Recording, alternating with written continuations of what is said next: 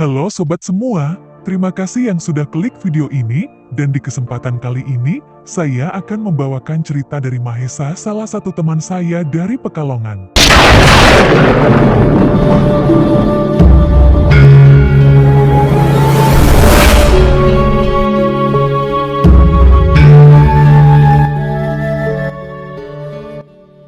Cerita ini tentang keluarga Mahesa yang dijahili sosok penunggu jembatan putih di desanya.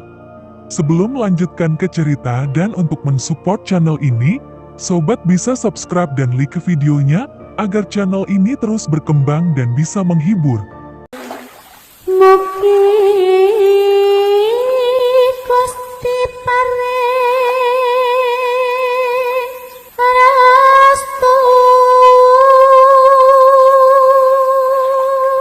tumraping sira.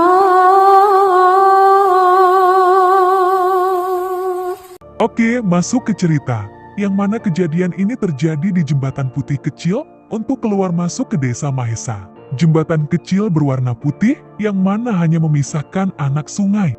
Cerita ini terjadi pada tahun 2019 pada saat mau lebaran. Layaknya tradisi di Indonesia yang mudik ketika mau lebaran, hal itu pun dilakukan sama kakaknya Mahesa. Kejadian pertama itu saat kakaknya Mahesa mudik ke Pekalongan. Saat itu jam 10 malam, saat Mahesa dan keluarga besar lagi kumpul.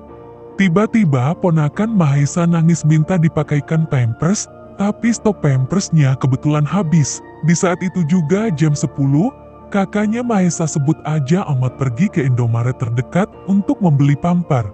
Perjalanan ke Indomaret melewati jembatan itu, namun pada perjalanan berangkat masih aman, tidak ada gangguan. Baru perjalanan pulang mulai terjadi gangguan, yang bisa dibilang ini paling ekstrim. Waktu kurang lebih 5 meter mendekati jembatan itu, Amat kakaknya Mahesa melihat wanita berjalan pakai baju putih, namun Amat masih berpikir positif, mungkin itu orang, soalnya kakinya nampak. Waktu kurang lebih 5 meter mendekati jembatan itu, Amat kakaknya Mahesa melihat wanita berjalan pakai baju putih, namun Amat masih berpikir positif, mungkin itu orang, soalnya kakinya nampak. Setelah posisi Amat semakin mendekat ke perempuan itu, gak disangka, perempuan itu langsung mendorong dari samping, sampai Amat terjatuh. Posisi lagi jatuh, spontan Amat langsung menoleh ke sosok itu, dan ternyata perempuan yang tadi mendorong di samping sudah ada di depannya, dengan muka yang hancur, dan matanya tidak ada satu. Posisi lagi ketakutan, Amat langsung memacu motornya kencang, namun sosok itu masih mengikuti sampai beberapa meter, lalu terbang ke atas pohon dan menghilang. Melihat Amat pulang tergesa-gesa, sesampai di rumah, Amat yang ngos-ngosan langsung ditanyai istrinya, sebut saja Ningsih. Kenapa mas? Tanya Ningsih pada Amat. Digangguin sampai jatuh sama sosok perempuan di jembatan kecil putih depan desa? Jawab Amat ke Ningsih istrinya. Obrolan Ningsih dan Amat itu didengar keluarga besar yang kebetulan masih pada kumpul di ruang tengah. Lalu adiknya Mahesa juga cerita, kalau dia dulu pernah dihadang sosok itu waktu malam-malam.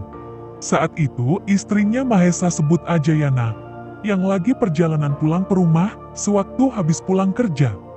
Tiba-tiba waktu mendekati jembatan itu, sudah ada sosok perempuan dengan muka hancur, mata mau keluar satu yang sedang berdiri tepat di tengah jembatan, seperti posisi orang menghadang. Karena ketakutan, Yana langsung putar balik untuk pulang memilih ke jalan yang lain. Setelah Yana bercerita, tak disangka, ternyata ponakan Mahesa yang waktu itu berumur 15 tahun bernama Ardi, juga pernah mengalami gangguan.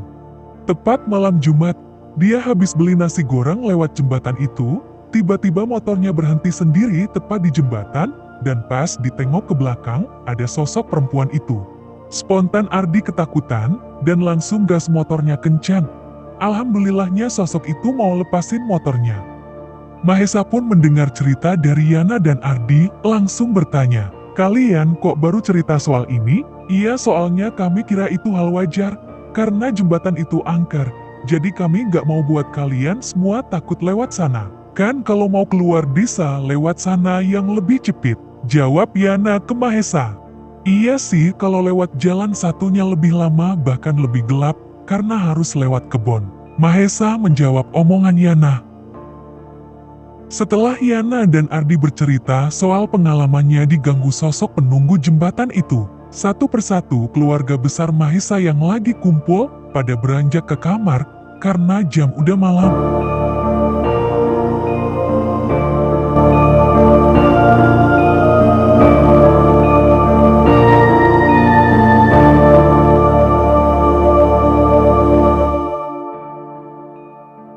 Mungkin cerita pada kesempatan kali ini segini dulu, dengan Mahesa yang masih menyimpan tanya, kenapa keluarganya banyak yang diganggu di jembatan itu. Tunggu cerita lainnya ya sobat, dan terus support channel ini agar berkembang. Terima kasih.